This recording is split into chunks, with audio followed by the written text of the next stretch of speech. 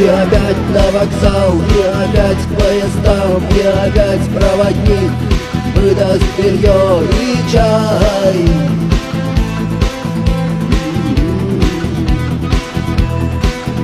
И опять не усну, и опять сквозь грохот колес мне послышится снова: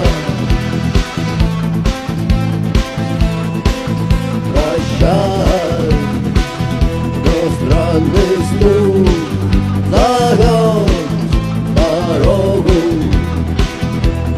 Может, сердце, может, стук в дверь. И когда я обернусь на пороге, я скажу одно: